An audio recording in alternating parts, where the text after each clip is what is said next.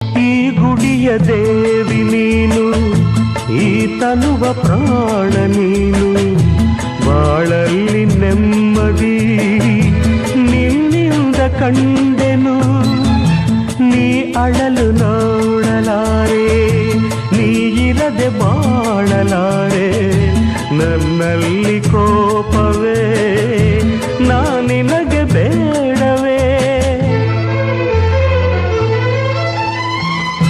ನೀ ದೂರವಾದರೆ ನನಗಾರು ಆಸರೆ. ನೆರಳನ್ನು ಕಾಣದ ಲತೆಯಂತೆ, ಬಿಸಿಲಿಗೆ ಬಾಡಿದ ಹೂವಂತೆ, ಸೋತಿದೆ ಈ ಮೊಗವೇಕೆ.